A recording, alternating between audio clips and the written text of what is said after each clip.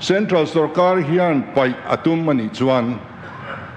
pai kan phalo zialan tir tur hian ZPM party le ZPM Sarkar hian ma kan hruai liang tuen khat po kan nung tol lovang kan ramtan hian enge kan lo chan ngam to enge kan lo pek to kan tlan chengai lo ya to bera chuan pro speaker nia iveilama thu te hian achangin pakhatin MP atangin min bana pakhatin MLA atangin min bana pakhatin kaliman hala pakhatin konfen bo chet wagan zo khamale pu chairman le speaker le heng zong hi kan lo tuar thlang to a voina hian ZPM party le Sarkar hi pathianin helai thu turin min dur ya eng tikama chunglamin hun min pek chung chuan kan hing don lo ti ka soidon Kumin February le March tha chunga Mizoram budget session sangni somni puruk somni pasari neya khan khai khom na kan mithiam te ron neya khanin kan speaker pu lalbi exam handu khoblo na de ulle tlema anne man ti thin na kha voini august somni le pasaria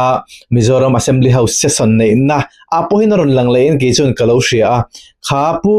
Dr. Arlal thanglena calling attention motion aron pudlua soiho na khanin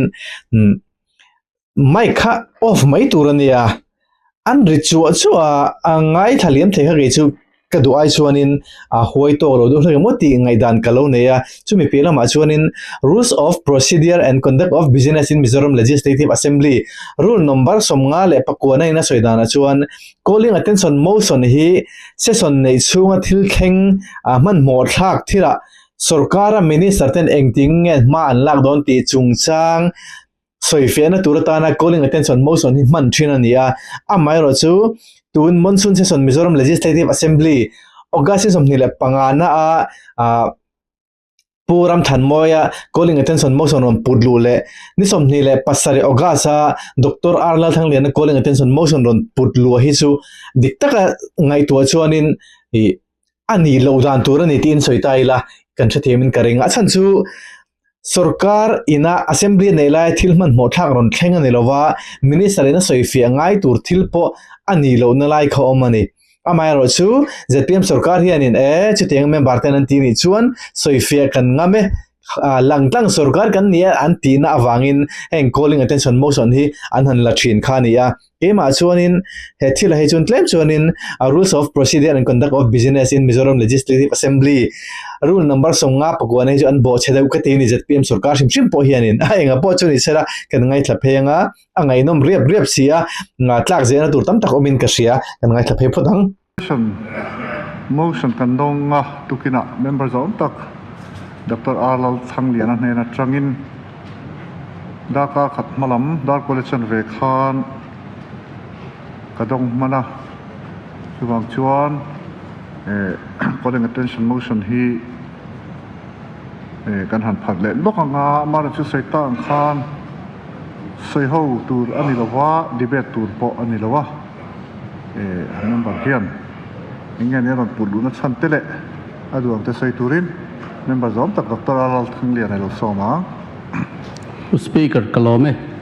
hey voinia thilpui mo tak mai he house rural na sang tak mai kan han soi thi turi kalom le tin kong le lama chuan voina ka thil soi tur hi apoi mo em maya hemi memorandum of settlement sang ha jakwa somria le paruka sign ina thil tam tak thil tha ram ro ting aron ken si kong le lama chuan hemi kan soidan azira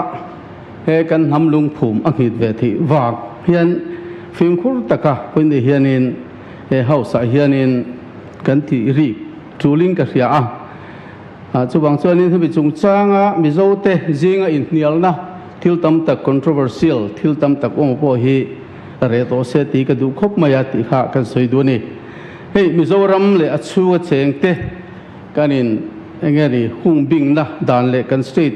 tiral mong tu dan te hi kan nei thang reng viau maya hi kan von him hi poimo khop maya chuti lai chon hei tu hnaya kan lo minister ni bok kan CM ni bok ina July ni somthum sang ni somni le paruka government Mizoram Law College Fresh Social la man pui chung chang a thil soi then khati temin ngai tua chiang lo de mo ti kha oi de hianin kan soi lang duwa tere hangan ti top lo kong achan chu tuna calling attention motion ron lu na chan chu July ni somthum pakhata kan chief minister ina Mizoram Law College Fresher Social and Felicitation man puina athu soi khane ta ni assembly nei lai chunga thil thleng ni lovin nei madi thakhat don thil thleng kha ani ta ni chu taka chu calling attention motion a ron pudlu tur kha chuanin ani ta kha chuanin assembly nei lai thil thleng ni lova minister in engting e malak don ti chungchanga ngai dan an hriat du awanga heng calling attention motion hi man thina ni a maro chu khating hanan mang ta si lova chu milai kar zpm sarkar poina speaker te poina an pomlai hi chu ge ma chuanin angin rules of procedures and conduct of business in Mizoram Legislative Assembly dana rule number som nga pakwana kan suita kan khan khatilai kha chu an mang dik big lo ni tilai kha kan soi to chu nakin zela hin nga ya kan neng ti kha hlo oma tuna august som ni le pangale ni saria pudlu ma hianin anung ber chu sang ni som pathum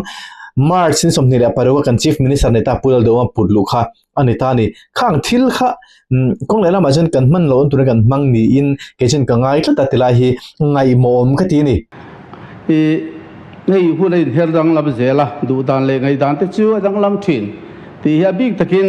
tan na lam kan nei thin te po hi ka thiam thowa amar chu ei de tun ma te poin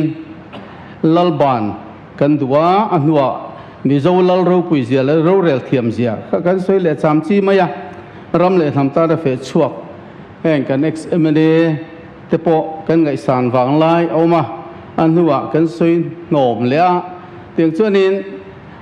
tuna chuanin scholar tam tak academician te chuanin an hlut zia an puang chuak chhole mek boka chu teng chuan bi hring te hianin kan thil pom dan hi kan thlak lai te po ma chu teng deuh bok chuan hi kan siam zom tak po hi he tiang hian ro pui takin ulal denga ruang chunga sanga zakwa somkwa khati hun lai khan athu soi hi ka ring ro om renga soi ro pui ka ti khop maya voina ka siam hian pulal deng he bi zon ham lung phum tu nia kan ham lung phum min phum sak tu khovel kheta mi zon ham anga min phun sak tu kan thin lunga mi zoni hriat na chi tu mi zon nationalism mu chuak tu alung phum tu chu ama pulal deng he ne tia aro puyang reng khop maya chuwang chuan pulal deng ang throi tu hi kan mi zo nei chia te hian min sin sak to lawanga ti te kha a hlau thu te kha soi ni chu ti mek lai chuan thil ne hun local zela AMZP ten remnani lomda te kan CM an han som na khan hemi in rem na thuthlung abung le sang tina ka tel vegani ti te khana soya rem na adwa wanga IPS bang ani te rem na boy pui na sa ani zia te kha mizo mi pui te poin kan thiat chin lai kha oma thami wang khan em ZP te po khan la mo la soi moi na khan hlan to ke he khan ya tu ma khan ka soi sel lo ani hei tu na sarkar kal me ka hianin thil ka soi du chu zora mi pui ten kan du lo em mai emele point kan sarkar lai official resolution kan putlu kum sang ni le som ni le pathum assembly session FCAA kan du lo na kan han tar langa official resolution kha chuti mek lai chuan tu sarkar an kal chowa he thila hi kan han pom le tamai si kha hal ral thil dana kan han hlan hi chu ka ui khop maya alung chet tla ka ngam pui soina he hian a kheding ka hiani chuan CM ve khianin MNU president ni lai khan in rem na zonga achber satra chok pek ti ta kha soi le boxia teng khan thu soi hi mu da zir khan da dang ti hi following ka hia tun huwa kan CM hial te lo ni ta ka phei chuanin thu soi hi film khurangai ta hle mai tuna phei chuan ne sarkar nen MDF tele an sarkar te in king tok ang de rual a hian kan in muta de nge ni ka thela wa enge mo zong hianin encounter lek hian thil om thini ka chu lo college a thu soya khoi laya ma akoti ani lo ten ti top te chu adik lo ani pu speaker memorandum of agreement ani te tia Mizoram sarkar le India in unsigned ani lo India le MNF ayo den signed ani pulal deng an Mizoram ayo zolo MNF ai ao ti te top te Mizoram le India in rem na ani lo Mizoram a party pakhat le home ministry in rem na mai ani aro pui te chiam lo ti te hi chu street head kan CM zom tak te na so hi chu ke chu a tha ka ti lo ani chuwang chuan e tiang thu kan chief minister meu law minister di bukina law college light ne na le nga la so hi apoi ka ti tak pisata chu ti ruling kan home minister phuke sap dang a hian hei ka thil thelu poi hi a chang tur ka home concern di wang home ka ro ne dress a MZP hoi hoda rem na ni lom na khana thu soi kha alo bom hi ka tiang renga kan home minister khan he rem na ni a hian rem na siam tur ral thuam tunga lo pen chuak MNF te chunga lom thu kan soya lo pen chuan kong lo sial sakka lal thu thleng kian tu pulal than hola in pek na kha kan choi moi non le a ko than throi tu te mi zo zir lai pol te le rem na ta na thok tu dang song te kan choi moi bok ani atia alo bom khop mai kan home minister thu soi kha kha mi truma kan home minister thu soi kha kan react to kha ne mi mal takin tu te mu te kharon soi kai a chumi ni ro chung tinge kan chief minister pu du kharon soi velo le ain hlan na sajete ti te po soi to kha ani tun din muna tun calling attention motion na doctor thangte na aron pudlo hen aron address berle soi fia tura adwa jo home minister kha ani amma ero chu he calling attention motion hian kan chief minister he aron sur te ngar mai chu tilai chu anakin ate panon soidona amak na khani shima heng thila hian minister ina asoi fi tur thil kha ang po lan lo na thil kha ve thowa puram thana moiron pudlua kha chuanin yang smart meter chungchanga bill sang ti khani kha chu achang tu minister than soi fi nge ngai soi fi thei thila ni lai kara tun tuma puthang de ram pudlo hi chu ani lo de le ke mo calling attention motion ai ma chuanin private resolution emo ang de ma mai mo ti thei tur te po ani achumi ni ro chuan eng ma thila public debate te po ngaron chau de ani nga ti ngai dan te po om thei ni in country kan chief minister ina khang thilo ron soi boru ron rik loi ka chuan eng mo takhi chu thlenga nga ti ngai dan te po kan ho soi to ni kan video ma salama te khanin chu ting te ni wang chuan he thil hian eng ting chi an sign nge thila ron thlen dona ron her chu don ti te po hi thil ngai rom tak kha chu ala ni don shim ani chuanin hetianga thilan kal so zel hianin thil dang kharon kai noita heng ba ka hianin kan chief minister hianin ILP le article 371G noya kan special provision te kha central sarkar den du huna lak bo thei le in hum hima ta na rin tlak tok lo ang hiala lo college zir lai te ma an san soi zui bok kha a serious ani pu speaker mi puite min thong takseta eberef changkan ni lawa congress te thonga zonet te LPS te chenin kan phu so academician mi thiam te nen khong lam te hian khong ai no kan tho chuangai ta ni ya I hemi calling attention he admit ani kan admit ta ni ama se kan ROPS soinana chuan brief statement ti ania speech ang khachu rem chang lawa brief statement thei ram cha ta jogi are lo bang oi ka zo tep to tiang chunin zonet labin zo calcium te LPS lamin put engani pukhama voini thlenga arem na sign tu bin la dam pui tu te an va to koma tiang khanin thil rang kha tam tak kha zir chian angai ta mi abara khai khop maya he thil so hianin phek zale som sari le pariat na hei pukhama kan CS13 tun thleng mi la dam pui na ale kha buzia hianin chiang deuh hian thil in zia ka henga te hian thu thung signatory kan i ve don chuan chief minister pompui na kan i ve dik ka tia chu khati hun lai chief minister pompui na pu hola pompui da te khati khan ala thapani ti te alo om le a tin peace accord chung sang a hian pu khama khati hun lai kan sia sian sarkarem ti na assign ve ani zia kha khamia wanga sign ani zia te tin chuba ka chuan pu hola ten din mun poimo tak chief minister ani na tem cabinet minister then khat ten nen kiana remna bo ruak tha an siap na ang zong zong te kha aron ziak ani thil hi ne politics sa in be na hian pang lo wil he thil ka du khop maya chuwang chon thil dik jiding panga hi chu kan ram hianin kan mi puite kan thria ta poimo di chuwang chuan phek za somria le pathum na pu lal khama is retired aziak enge rem na sign tu zinga poimo tak mai din huna chel khan hoini mila dam puya tiang hian zia ka in rem siam tur hian political party sang sang te ko than throi tu sang sang te Mizoram NGO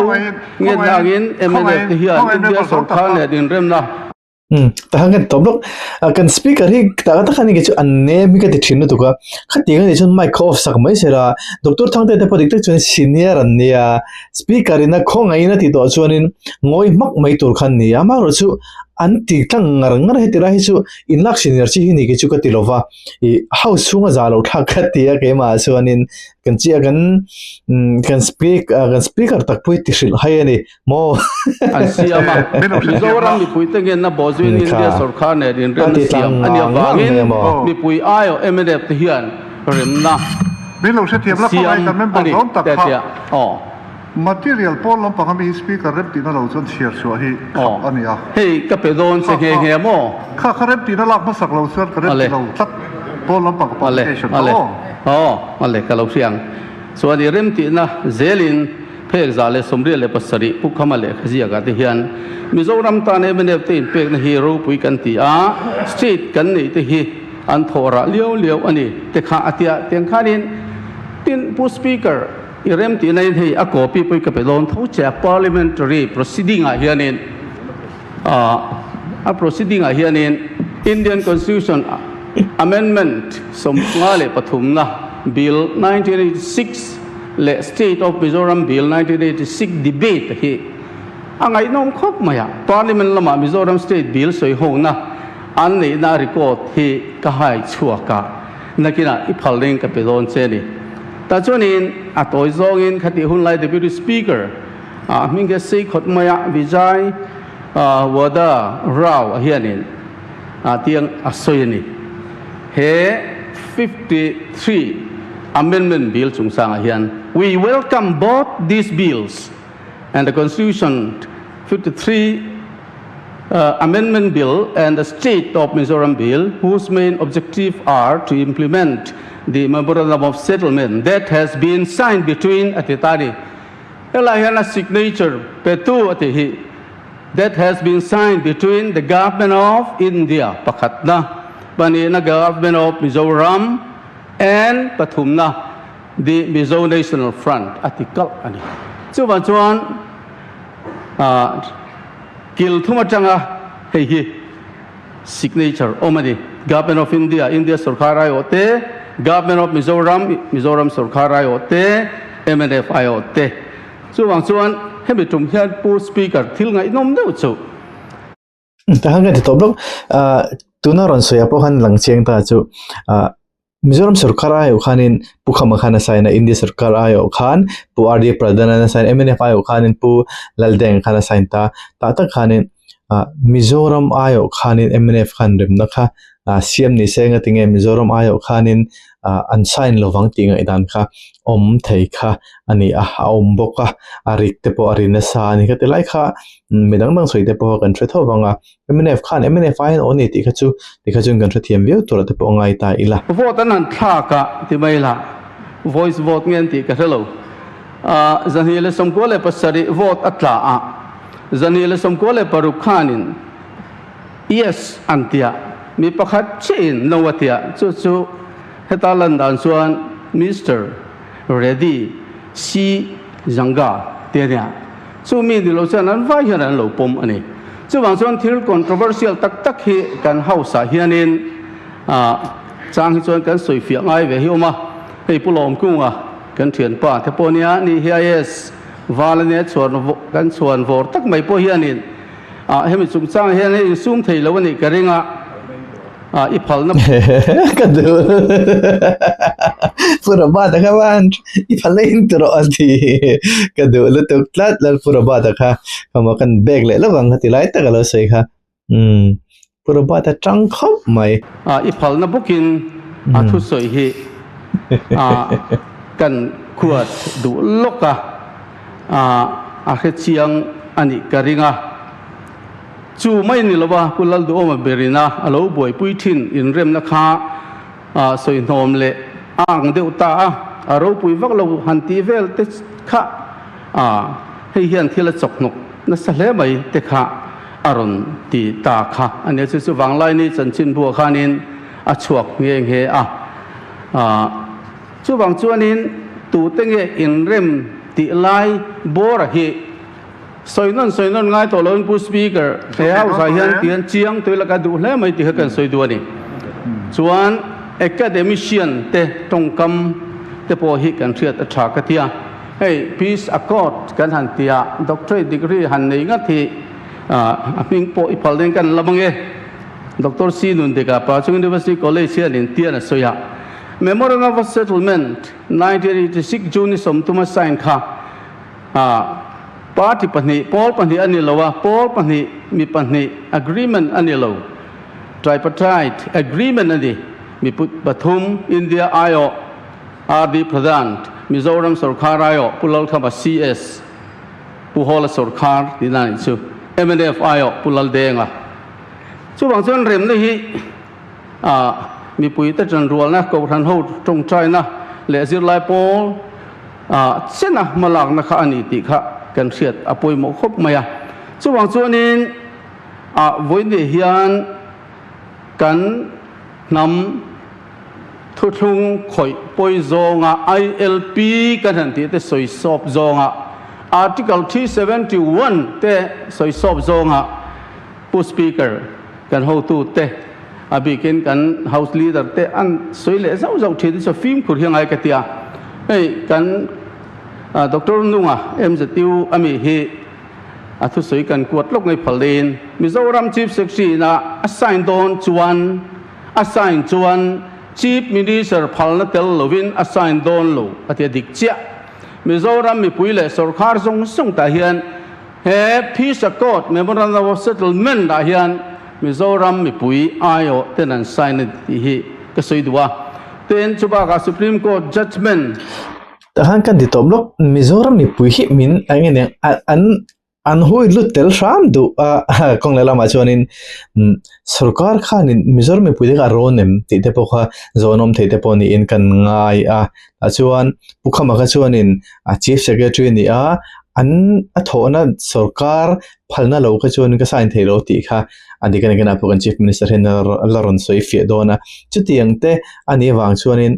mi pui Mizoram mi pui te kan tel veni kan ai oni han ti de rama hi khati hun lai khan mi pui te an lo ron reng em ti te pokha hret cha kom tak chuni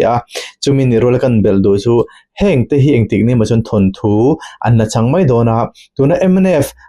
nam azalen na sur kan ti jing apo hin tuna an MLA te jing a hian tuma rammu jing tel khanom to mi rawani tun din mun bi ka hian thlir taila puthang te pon senior lu tu kan ta ma se rammu an ni velo ta tuma khateng khanom to lo ta ni engtik ne ma chuanin IMF ngei tan po hian history chan hun tur chu tuna thang rei lo te hi ani ve mai dona chutilai chu engtik ne ma chuan heng kan in nialna om thin te po hi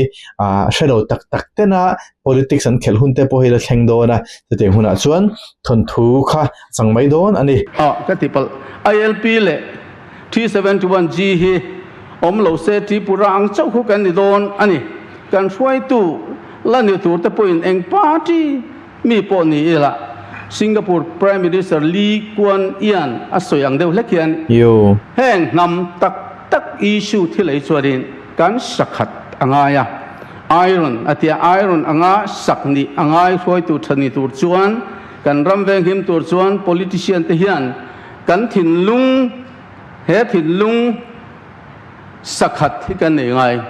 party chuan kan in be mai thei amar chu nam thu thlung kan nam thil khoi thial chuan kan film kurangai ni tia hey professor tere khanin ania Singapore Prime Minister Lee Kuan Yew chungchang hi an soi fowa titaila amaro chu ataka han zom memo ati danang han ti tum hi tu ma hi kan nei chong silo lai hi chu athana thak kati a thil tha chu mi an soya an ti an nun puya heram Singaporean sang do somruk le panga a Malaysia changan pe chuan nia voina an din mun sang takan thlen theina turata na Prime Minister ma saber thorim zia chu zo khovel hi na hriani tuna kan MLA tam tak te poin hria kan minister te poin hria masenga ti khateng han kan kalvelo hun local to ami tam tak po han hria ngate ting han kalven tumlo ti hi ka zona ni a ni kan soi thena politics a hin kan tel ve ni chuan ke ni Singapore kum som don lom to na kan apai chu kan tel hun apai chu kum som te pon lom chu a kanom ting to ma na chu te hun a chuan in chung mi te na ram mai ta ka an en kol na wanga an mani pe chok tu Malaysia aya an GDP sanjok jiate thil tam takhi atak hatu te hin politics kan khelvea kan telve ni chuan atakin ganlan chuti hun hi chu om don ni ti kha than hem ngai ne kan sei te ang nonggel hi Mizoram University chuan ani hi thil chik mi takania tian soya I phalin Mizoram sarkar India sarkar le MNF in an sign ati ni pun a code bua aum boka kha chu soi boy angai to lo mani ti kha a statement pek dan ni ti tilai khat an ron soi fele don thawa nia Mizoram sarkar anga sign tir ram rem na hanga tingin tumhi ka ti ni Mizoram sarkar kha aboi lo MNF kha an boya India la ka tangin zalen na an suala chu sok chu ania Mizoram sarkar kha boy ni se khati unla khan engwange pulal deng ate khan sarkar na te an siamanga puthena te khan engwange sarkar chief minister ten niang chu sok chu ni Mizoram kha boy ta sela chuanin UT kan ni map ina boya UT kan in hunda pokan la boy ta state kan ni ma chu kan boy ni ta khan boy sela engtin nge chief minister kan nei thowang puthena engtin nge aen kolang mo kha zo khani thilom zia zo ka chu Mizoram pum kha boy la chuanin governor rule upon kanom mete president rule upon kanom mete ma se kanom le nem sarkar ha kalpang en kal tholom Mizoram pum kan boitlat lawlom katilai so khani ta chu engwange Mizoram pum boilo chuan Mizoram sarkar engwang India sarkar han remna aziang MNF party khaloma boye chu tilai kha ni haram pum anga as Mizoram pum anga zalena sual amo zalena sual anga rin lui kan tum ani nalai te po hi emotion chonom ti hi langta atu nuwa zel hi chuani neng po chu ni sela anlaron soi fe don kan soi du ni le zo thei do to em brief oh statement zo kha che ya to e su wang chuan academic sian thatak tak te hian an thu truk na tam taka hian voine hian Mizo accord kan ti hian MLOS Memorandum of Settlement lutna mo at di chianga chemical tanga kan lo nei tak article 371G ro pui big ziate JNK na 370 temporary provision with respect to the state of Jammu and Kashmir diang mai nivelo special provision with respect to the state of Mizoram ti thlap ani wang hian anget big ani ti hi when hianing kan soidu ani chuan atop lama chuan he tia peace accord akan han zia han thlap hian thil hi ating het ma constitution chu hei Dr. Nundika hian sinaka soing khani phalin te hian amen the ni masala remna thulung ero hi chu siam danglam thei ani to lova angheta atia chuwang chuan kan tran chan tur lian ber ani ta a chuwang chuan Mizo nam ro hlu voinia kan nam sipoi tena min tu che hi aro pui tak set ani ti hi kan soidu ani chuwang chuan Mizo mi pui song du thu sama zia mitin huwa premna thalutuk ani lo mai thei amaro chu voine hian he ni hi chuni poi moni ti hrein sarkar pon chor puangin kan mang ani chuan zun ni somni le pariat sang ni le paruka atop nan pu speaker I phalnein khati lai khanin pu speaker remna kum somni cham kan lo mani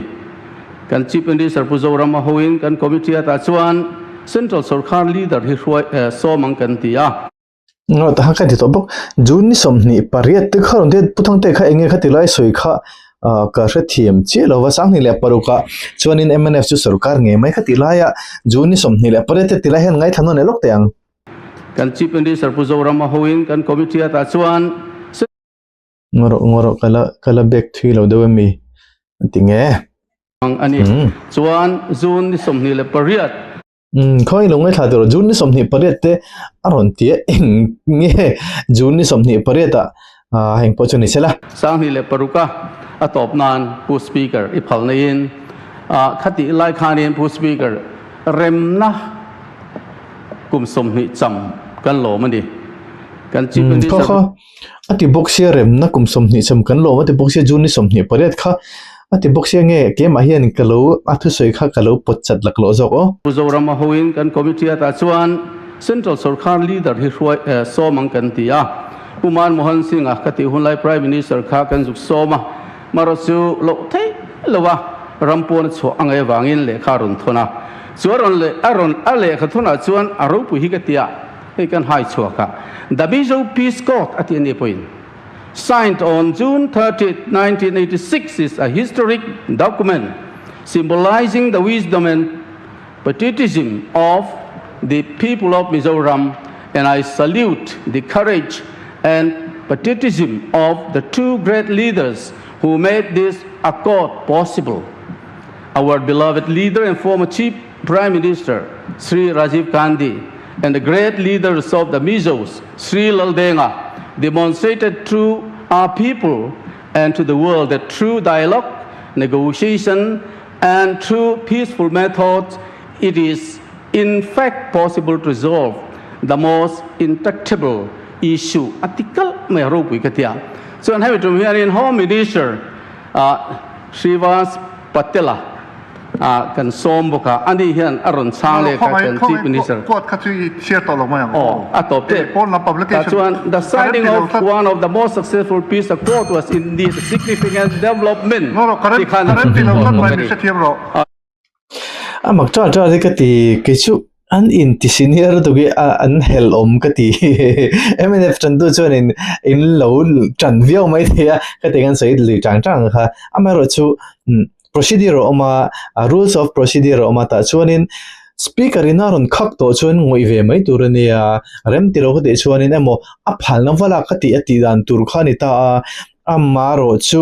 tuna aron soizong khan calling attention motion nisia khanin home minister on address khan home minister khan engkhang ron soi fe se ati zon sa ye kha apoina khamo chiang chia lo de la kani ka tilai home minister khanin ron soi fe don poni ta sela ai poni sela atobera chuanin pu speaker hei voilia hun tha kan nei thelo mom ka tia pon lama hian in hial boy to lo la ka du hei hi chu kan ram kan ngam Mizo kan ni chuan zo fa te kan ni chuan kan vai atan thilani thilpoi mo ni ti hrela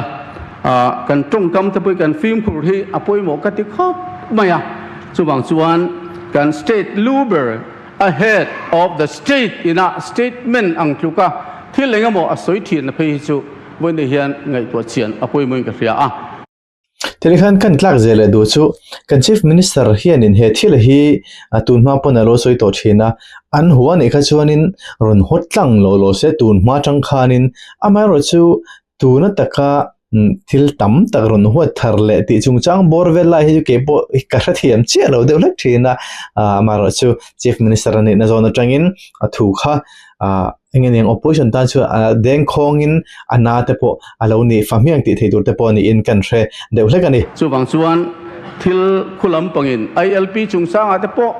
soft corner ra kan theina turata hen kong tam takin bin ron ne kang ti karing khang zong sunga te 371 G chungsang ate tin FCA chungsang ate po tiang kha ani zel ani chuwang chuan thil serious tak ani awang hen pu speaker kan ngai thu tak apoi moi ka sia tu te mo bi bal ka va be dang ching ka soi mi alo amaro chu waiting taka heng hi Mizoram peace accord kan anti memorandum of settlement te hi chu enga moti so han soi thom to lovila ti hi ka duwe me mani ti kha he hausa karota langani chuan pu speaker hi kan present du hrim te a memorandum of settlement copy hi ka pe du che tuna ka han chair prime minister le home minister in sang ni le paruka le kharon thon te tin chuba ka parliament a hei August ni ga an debate he kan rem na chung sang an debate te po he ten kan han hai chuaka eng hi pu speaker kan pe lu tange kalome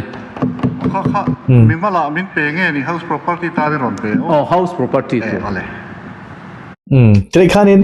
kan home minister chan tura ron soi fia tura ti khan eta ni calling attention mo son soi le ta thinin la ta chuanin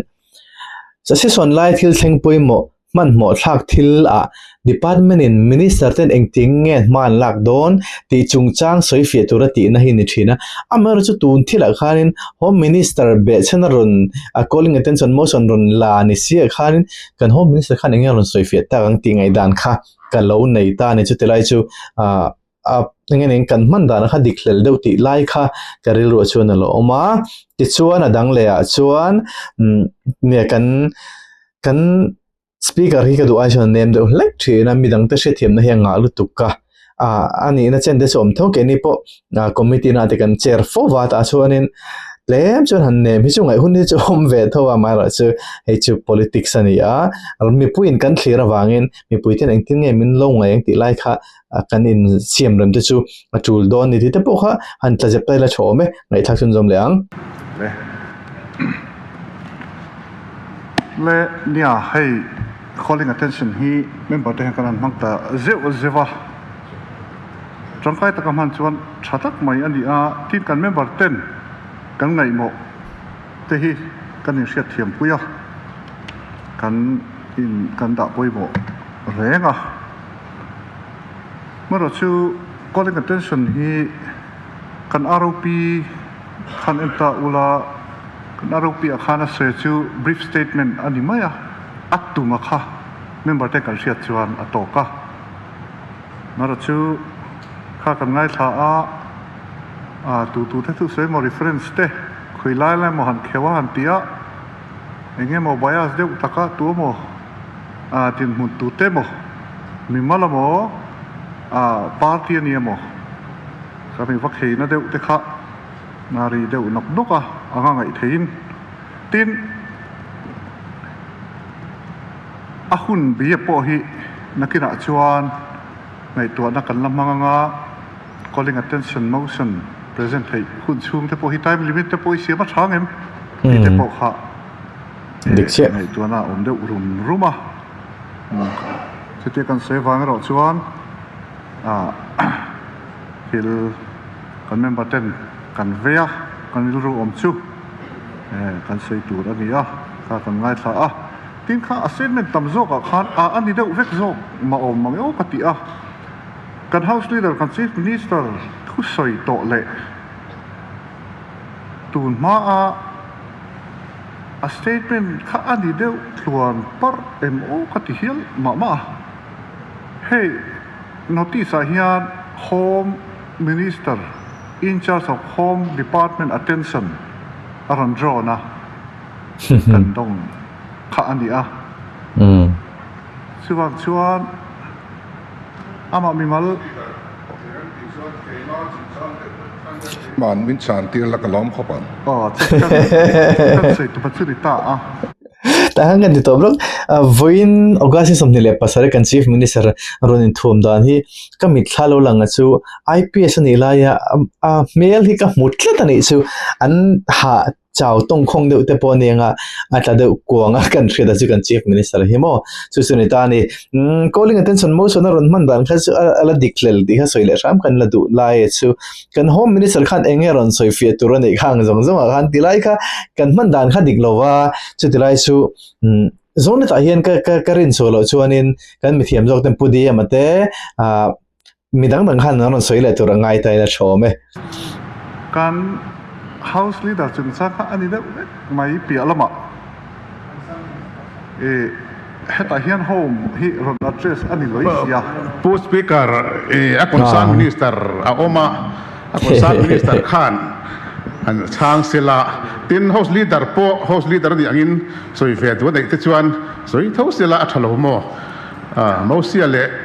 Joshua live hi theta cha omolom li kala pada pada trăng thấy không mấy bữa đã trưa nên bốc à nó còn sấy khát thì lòm lâu pon đi xuống miệng lâu nè nè kala soi chuak chi lo khong en lo không ai còn member rot ta cái phal chuan kan soi chuak lo ka soi hu lo ila ke po hi kan soi chuak lo ka en tia lo don son tur nge tia pom tur nge ko hato lo lo ke di lung mo di sai ti pasem mi hi kan sa le yo ngồi ở cái đàn thì tập lệ ngay bốc cái sao mà để po speaker in kan soi lo cái cho nên lo ngồi về mấy trên tour nè cái số kan speaker hi anem na lai hi kan nek ti hi alang renga chu wang chuanin puzam te hin kan video lo en chemo zpm party mi le sa te kan lo shil ta u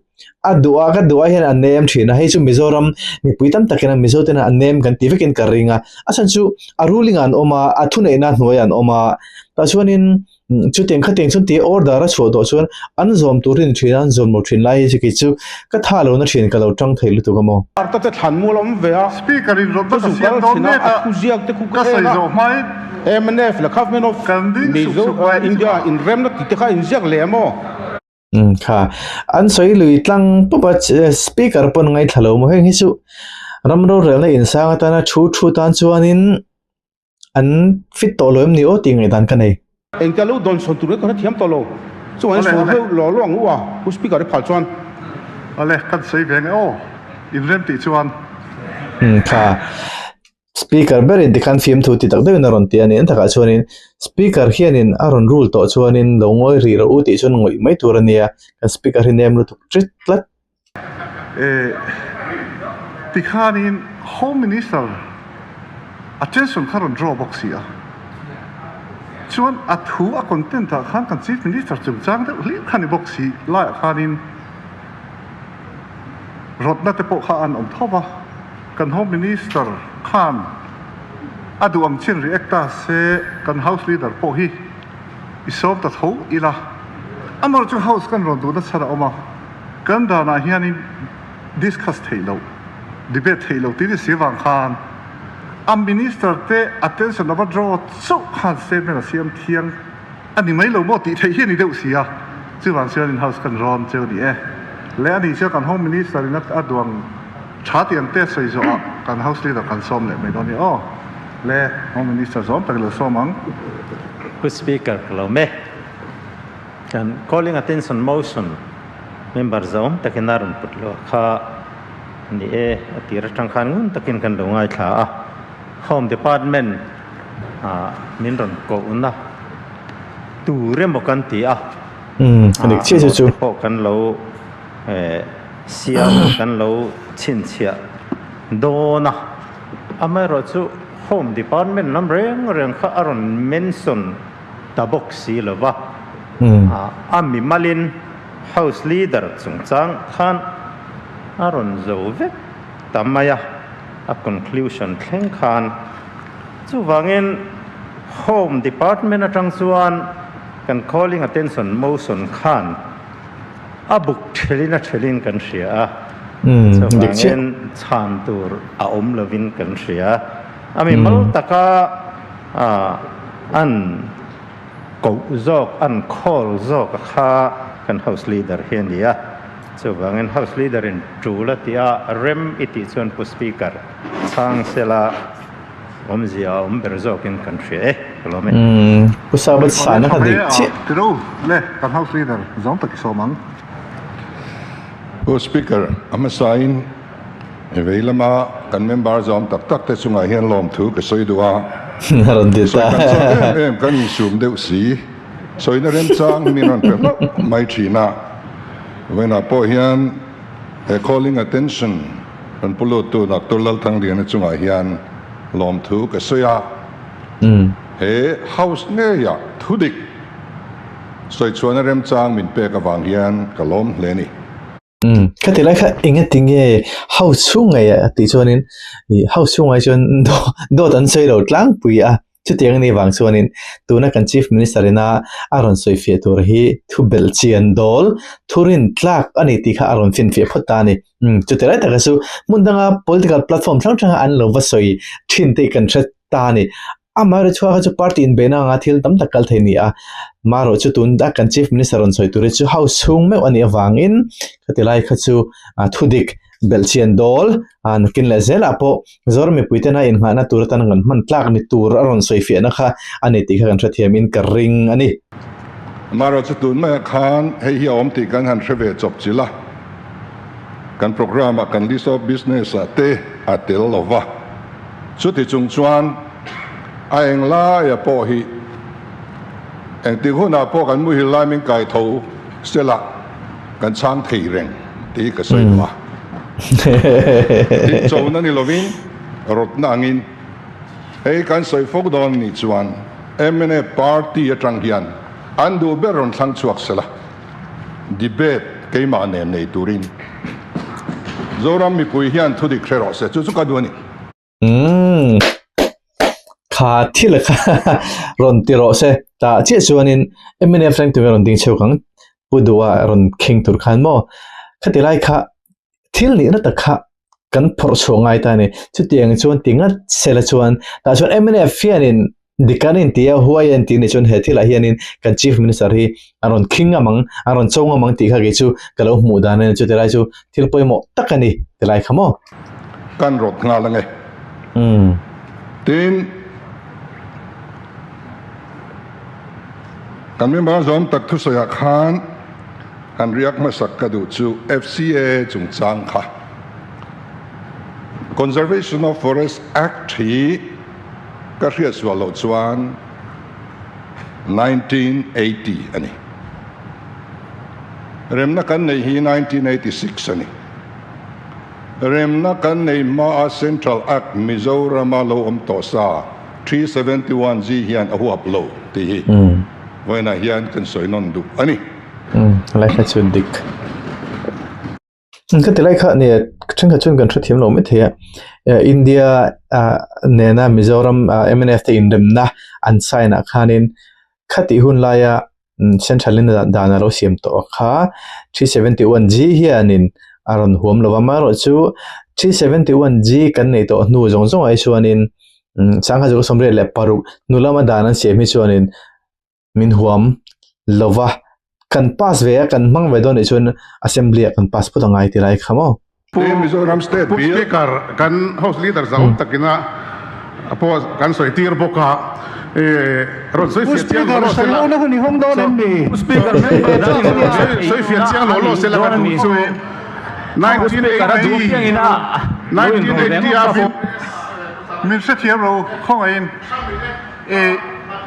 discussion of speaker so ho nai hong don ani chuan kan sei ho ma yang debate ko hong don lo article lo ni so ho nai hong don chuan so yang ROP na min phu tangin calling attention ka admita calling attention petu in da pangai kalphung pialam pangina du tokin a sei to ai ti mai la chimi nuwa House Leader in Sero Seti Rodna Oma Chu Wangin House Leader Kha House in Rem Kanti Asong Kan Somani Maya Chu Wang Chu Member Telu Su Sam Samila Kan Du Di Chuan Kha Ama Nge Khana Soya Hun Daga Kan Di Be Donia Ati Toa Forum Daga Kan Soya Donia Tu Chu Ba Sang Lo Inti Boilo Who Speaker kha lo ha from sila change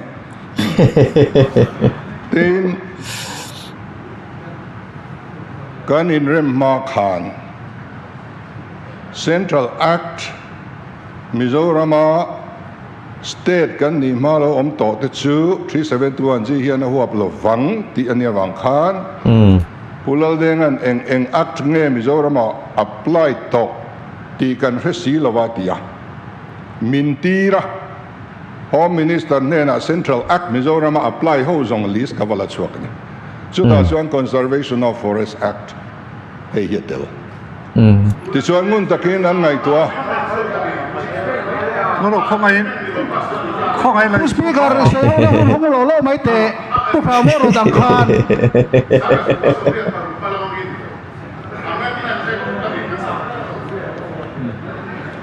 chu chuan ron amen zui se la ni 1980 conservation of act kha Mizoram apply turin pudeng te point adang list zong nen an exama poyom lo hi antia an pom a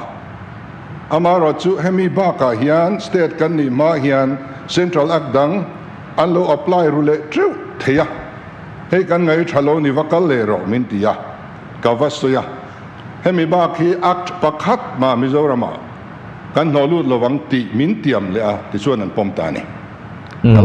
Katile khanin puro ba de khanin engamoni kan chief minister soi khan felnel kha omni aron soi khoma an tong kha hriat chian theiru tuk lova ta chi khanin debate kharon chota sela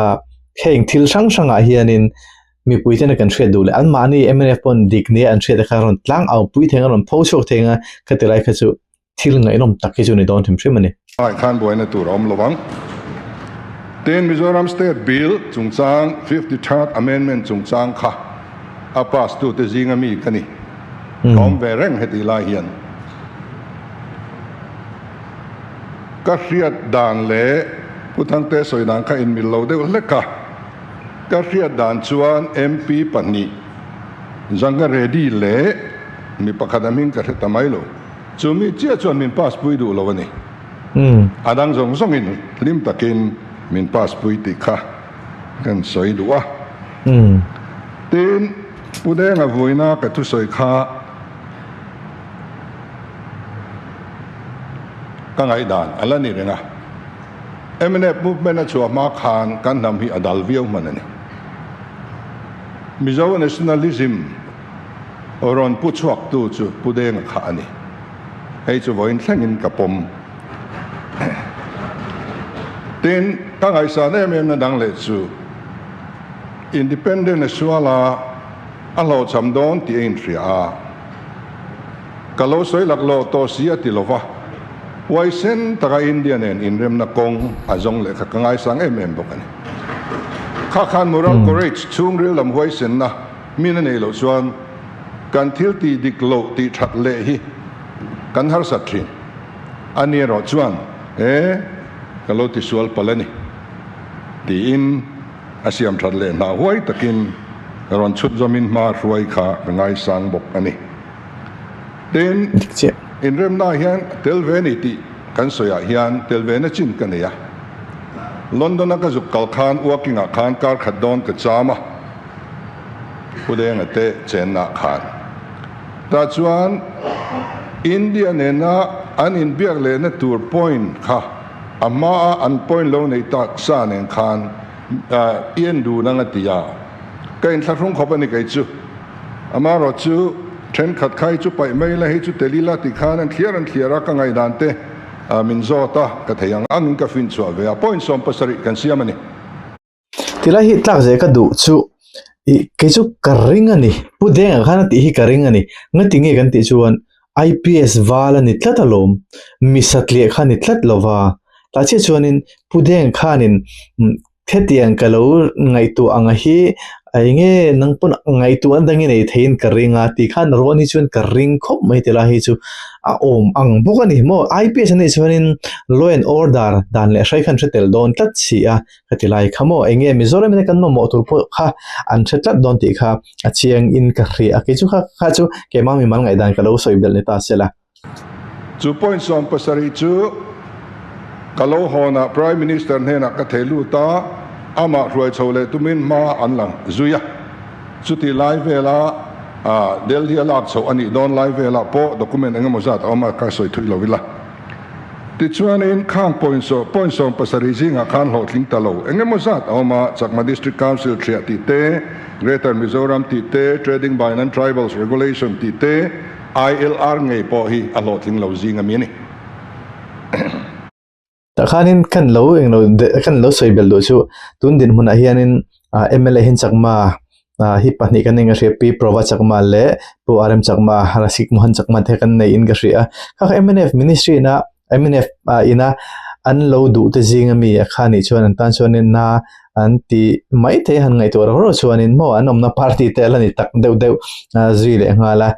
enga po chu lo ni ta sela hun kal to ni a thil ti dang lam thei to lo thil a hi chuan in ham boi vero te poi thil thatak te po ani ve tho khamo te chuan athua hian MNF le India sarkar han voi thum in rem nan saina amasa pani chu agreement tiene anunung ber chu settlement tiene ti chuan agreement ti ten kan lama accord ti ten kan lama settlement ti ten kan lama in rem na soina mai ni a bokbon le man ta ti ang vela ngai ila khati lai kha chen ka chuan in tha thiam in ka ring lawa a tha thiam tam takin om thonga bokbon chu mezo tonga bokbon soina ne manta chu ma tonga bokbon soina kha ani maya khati lai kha tha thiam tan chuan in ani ja thlang tha thiam no tan chuan bo hu ve thei tlat ani kha karon bel du na san chu ke hi ma tong hi ka thiam tel tlat chu wang chuan mo karon ti thei ro pani chu khalai kha chu zukluk vak potru lo tura ngai ila ti chuan tu te in rem dang e ti hi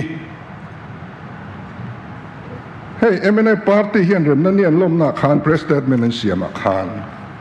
MNF la India sarkar in rem na tin an zia ka se sun zo hian vain chu chal mai silan ma ni kha ten kum sang ni som ni paruka rem na ni program an bana khan Troy East le West Block in a joint block conference an nei na khan kan chief minister lui pujoram thanga hian voina remna ni kan man mek MNF le India in remna hitiin paragraph tina khan MNF le India in remna tiin asoini ani soi hosilo ka soin huat tlat dan hi ka hethiam lo ni hi chu tin pulal de na khonu nge doctor rin zual khan MNF le India in rem na liawani thule midang telvelo thu kha video soya kan buveka rin zuali te soy ang te soy khanin an hotlat maya calling attention ten ti tawai mai lai so speaker kalai ka chu kan sa lo tlang ani ka ring lat ka i karon raise the sun ber chu hey chiang kuang de win ai ji ka India sarkar assign na khan an omani chuan ateksa original karon pe ka chikhan to speaker government of Mizoram ayo an oma MNF ayo an oma mi pani chau tia soi soi chi ka chu chiangai house property kan ran to ta chuan in pulal khama soi kha aron soi wangin pulal khama neng tin nge asoi mu thei vek ani le khabua oma video oma arang in Delhi aron sugro min tia ka chukla a enge min ko chan ka tia he kan in rem don ta he in rem na hian isign ve ngai min tia enge ka sign ve na tu in rem na tur thua hian koma pakhat po kan ve si lova kan tel ve si lova kan chief minister po tel box si lova chief minister ko thaula chief minister in remati lo chuan engma ka ti theilo ka ti atian in kha until ve lo zia koma pakhada pon tel lo zia kha pulol khama khan soi chiang khop mai che midang re until ve an du lo ti te po soi khamole chu wangin enga tinge India le MNF in rem na ani hi kan chuan zalen na sual ai ma kan chuan ni si kha enga tinge ni kan pom lo le ti tuai assign tu te ngai poin pulal de ngai hian voi thum assign agreement hi on behalf of MNF party lirin ni assign ma sakber chu ro official nen adol le chu SL Kurana home secretary nen adol le chu ML Kampana zok mo apathum na kha chu nung ber chu kha copy kan nei vek khani ta home secretary nen bok ania amaro chu pulal khama soidanin he in rem na hian state ten lo ni don ta sarkar hian ti tur in nei ve dona chu wang chuan i sign ve ngai ni min ti kan sign ve ani atiani in rem lo ate in rem na ni kei point ka sign lo ko khan point an sign lo NGO point an sign lo in rem te utia palai na thop tu te kan ni in rem aten an sign ani chu wang chuan pu deng hian trum thum ma sign na hian MNA party ayo lirin assign ani adi che chuan rem na kan sign ma khan rot na ka siamani mi pui hian nakin nuwa an la ron soenga heti khoparem na du tu te hi tu na tak ki chuan a district council a po khan le phane tur ni se Mizoram hianin mi pui hianin reman du hial mai thei chu wangin ampinga zoram mi pui ayo MP kan i lai hian mi pui ka han ko khomanga he kan in rem na tur atlang pui hi kan soenga sign to mai ro sein ti nge ala tok lo bezel ro sein ti ti mi pui ka han ron sakang che ti chuan mi pui chuan sign to ro an ti nge in karinga imo phurna chau ni lovin zoram mi pui rem ti na ani telanga itana thang ka tia mi pui ro na trul lo atiani kan tel lo mi pui ka engen sign tur kan thenen reng lo ten adon le chuanin ILP chung chang kha ILP hi 371 kan khongoi takin ka kan house leader khan a soi chiang ang reng zona pakatan zolom du jama ngen sang ta se London a khan Indra kan di khan nge tira Mizoram chief minister in kha hai pulol than ho la da make manin kan tira nia pas speaker zona hu na ni to mi kan member zona an thang lo te se kan member zona lo ngom ta kan speaker zona le sana hu tu top to speaker vela mi te son kan chief minister an ngai sang ma an zo zel te se puya mon le ole pu chan jawa ran tang khau ep nia pu ngu na zona khathil poi mol to kan nia London ha tu teng tir te kha chan chu house wa chan do ran soi do no ti lai kha nia thu chang len thin khamo soi te se lung le ya min candidate ka campaign line pulal de nga te palo chuak ani tu te paninge ni kha zu kal kha MC party tang khan pulal nu na le zau te ta chuan pude nga khan in than thu cha khan congress ka vai polandian pon thuan en vai rama horo seron titani kan ban ma kan in biak thlapa remna le muan na om theine tura congress ka zom minwel khame mem tu si khan ti khan ron ti thut maya congress tan chuan thin ngai nam talovani ti chuan lo howat ro min tia min ko phei ai zola pu vai venga hovina dole na tur fi ana congress bawan an lo tiang ulu to ni anin be ve trep ta khan ta chuan eng po ni seng delia zu kalla ati dan zuk zong ro min tira ni congress party khati lai khan congress khazar khot iunina ka joina ni na eng ma min pelo ma sen ro re la piang in min som sia ti chuan ai zola tanga delhi ka kalna tur le ka hona tur man chia min tum sak ka thleng thla prime minister ka mu a khami in charge sa ti chu kesi pantra defense minister khani kan soi duna London kal turin min tia puden ka zuk be ma sa a eng kim min boy pu ka sen so zong po central sarkar in tum vek chu thilom zia ani ole ti chuan ka tilai china kha chuanin London kal kha chu Mizoram Pradesh Congress Committee tir ni lau khan Central India P Indira Gandhi te tirakala ni izia kha aron soi fe ta he tilai kha nia in nian lom the kha ni ta ka chuan Mizoram sarkar po ni sela Mizoram Congress khanin London azukal roti in biagna Central Sarkar le MNF te in biagna in kara khanin pudu kha Mizoram Sarkar Congress khani anzukal ro London azuturo chuti khati anti mai me the hi chu ni lo he dila hi chu soi ngai lo pothil chiang sa tura ngai the thilani ama ro chu politics ani tak thina wang hian thil hi kan chip ta thina ni ILR kan ti hi 371G awanga lo om thar thut ani lo kumza le somnga le pathum kal liamta MNA party po ala om ma kan nei dai to ni engate he kan tornal view thu dik kan soi ni mai lo Bengali Strand Frontier Regulation 1873 ya khan om dai to district council kan ni lai point kan manga this one India independent po adaptation of laws act bangin adapt ani a kan state alone kan adapt chole zela wen thleng kan lamanga 371 Z anh nhớ vàng à hệ thi lo om thar anh rèn rèn lo cái này tổ sa đại khăn cho vangin ron hon thar ang thup lệ khát yang à soi khá chalo tin các soi chan phâu chu he in a line regulation vai ILP kan tia hi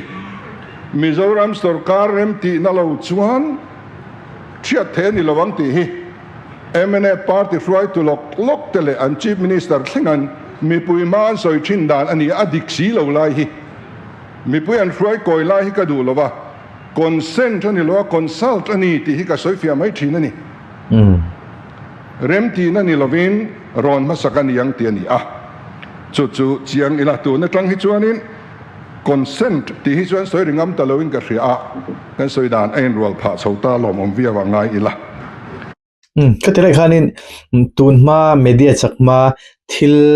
an soi kan minister te pon nianga kan politician de thil soi tam tak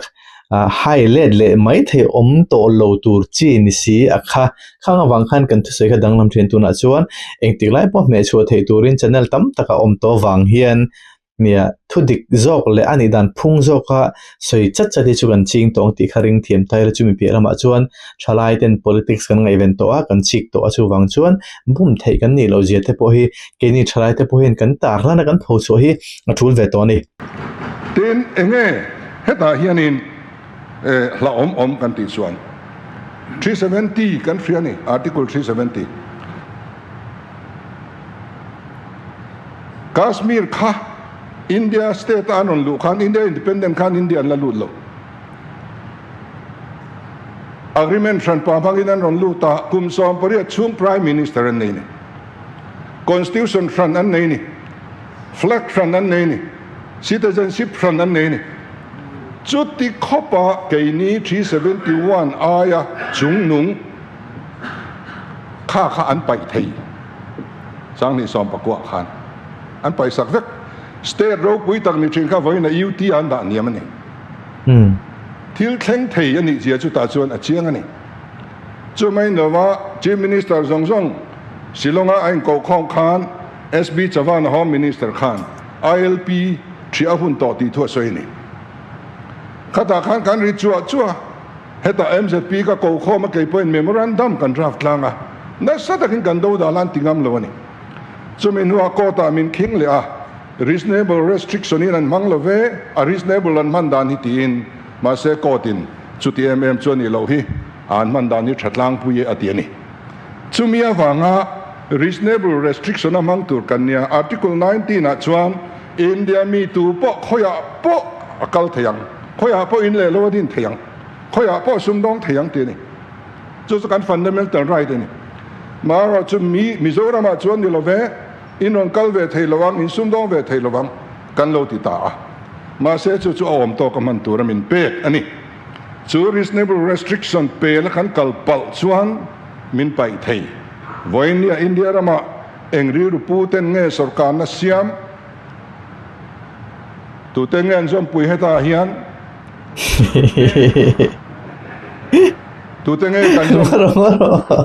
Tengah ran soi tu kata tengah zam tu mek ti kau tak tinggal saya kan beg le lo kan kan du thei tu tengen zom pui heta hian tu trong nghe pu chan te trong ani hem le kan ngai thale lo pu chan te trong ang ria win ka ri uru den ngai thabe te tu tengen zom pui heta hian Puchante o ang katiper tu o nge angin ti kha khong en comment akan soi ve tu tu tenge kan zom ve lau Who speaker kan siam zom ta khenin til clarify se ka du zo khai chu ka te ti kwal ma ni apoi mo lai central rural tu ne zu kal sa zu mai sila không ai nói thật là không phải là til sensitive lu tu ki chu apoi thea soi to lo se chu a thamange ega model bi ka soi ho ka ngen du chu không ai so ko na ra te chu min da lo lo khulam pagi ni zuam he to ni ti ka thet ILP kan soi re ni adik lo in soi to su se ILP speaker ILP thu pro ba thấy sợi tràn là thúng thấy sợi thấy bác sĩ đâu à thu căn soi về nghe mình lâu sẽ thiệp là không ai Kan chu kan sia. Kan sia. calling attention motion nó nia căn soi phẫu toàn khan debate hun anh là wa discuss hun anh là wa ti po ka soi chin Pu speaker. Ti chuan ko in kan di mo lo wa hian a pet kwal kan ngay mo ani chuan na kina a chau na khai chang me u debate ine yang u ti khania Who speaker?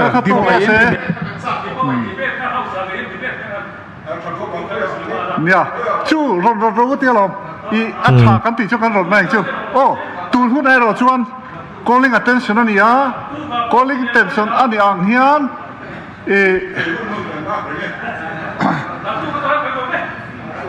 chu hun sara kan sei da chu calling attention motion kan sei oh Pu speaker. siang au khong ai thil pakhat che ka lo soi calling attention ani ya veilama mi nan soi line helama trying kan ding lova the chuan house leader in a soya soi tlang mai se lo debate pui zel to lo se chu ka ro members on tak doctoral thang le na soi lai puin kan ngai thamaya kan house leader soi lai he lo ngai thamai se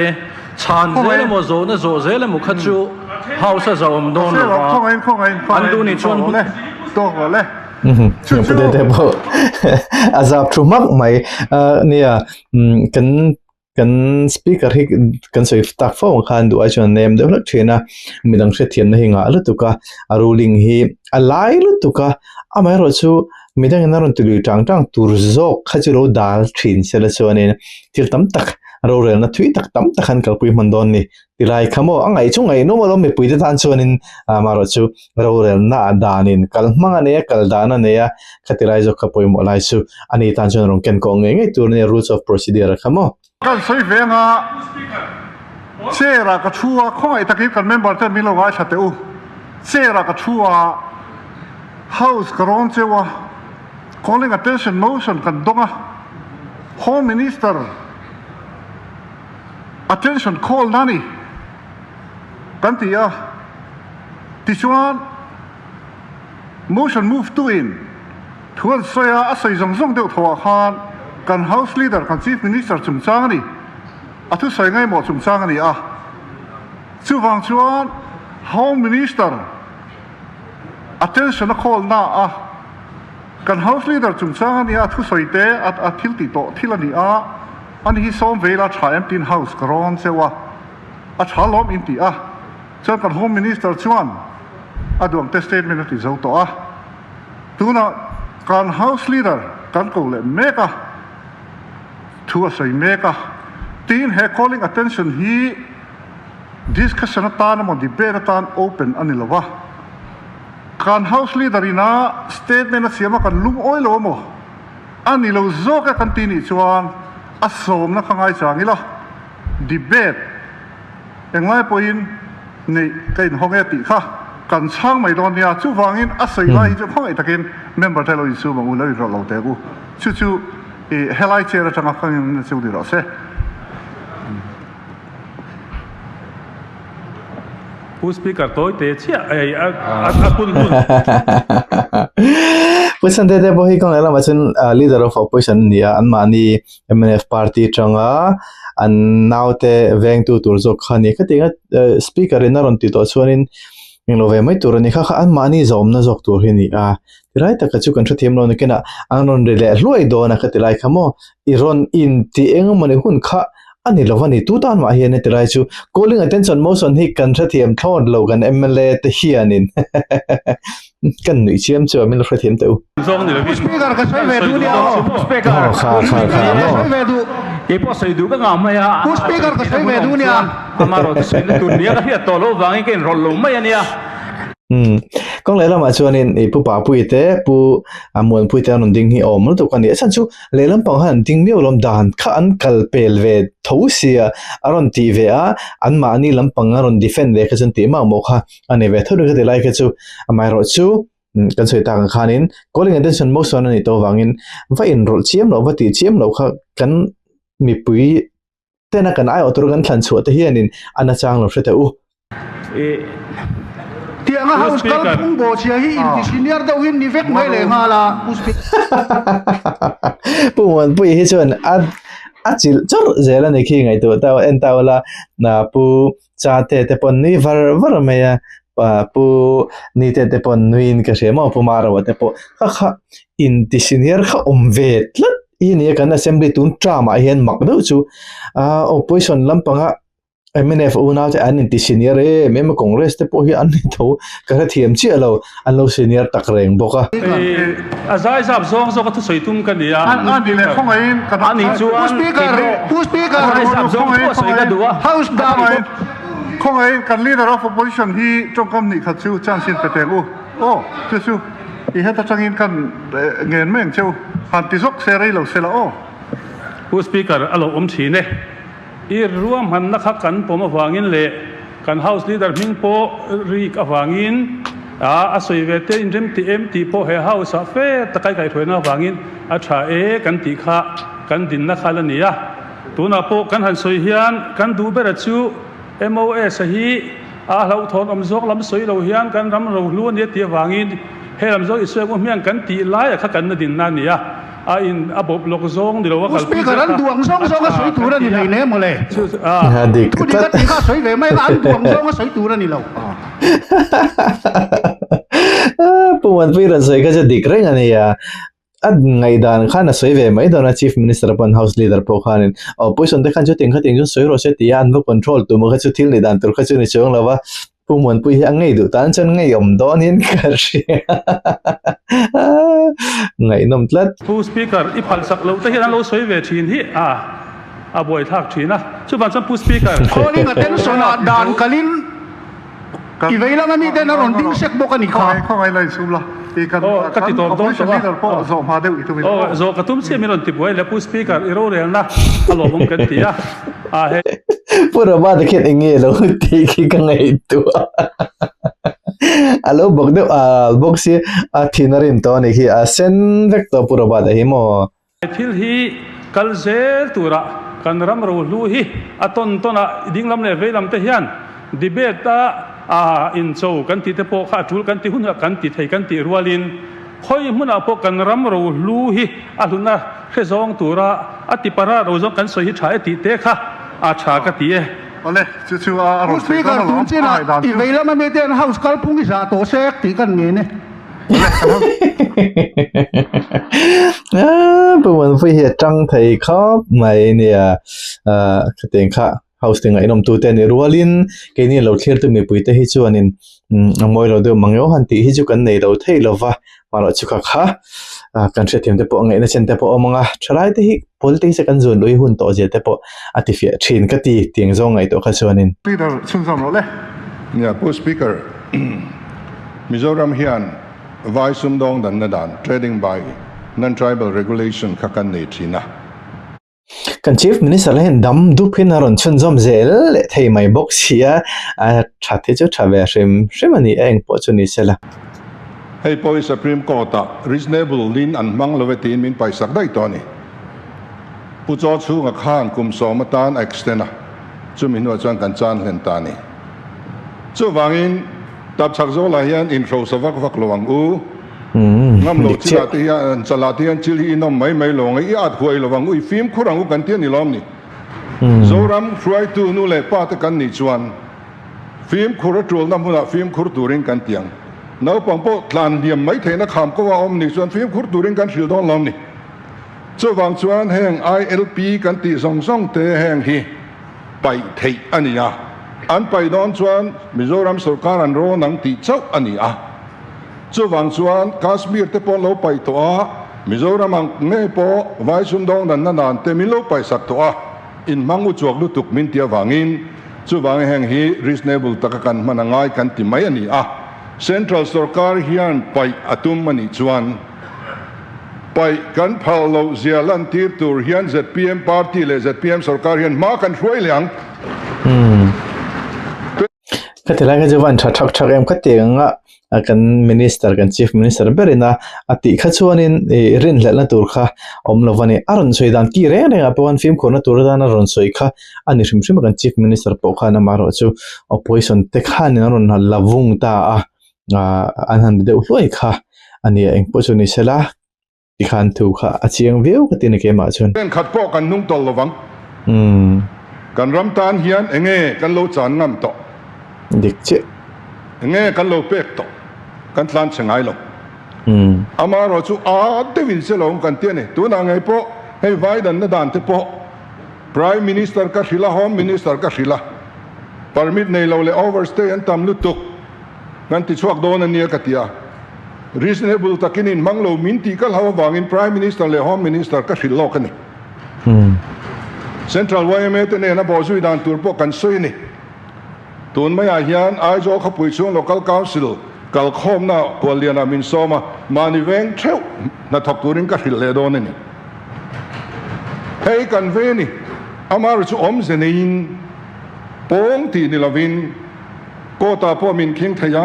min pai sak thaya Kashmir te pon lo pai sak to a vai sum dong dan na te po kan lo nei lo pha to a phim khur hi chu ngai ve kan ti na mai ani a chu wang chuan a ron tur kan ni la ya kan rem ti na la ka ngai ti a tran trau te hi eng hroi tu nge mo kan ni le mi pui nga ti nge dot kan hril hem ya wang hian thu dik hi kan soi angai pha thin ti hi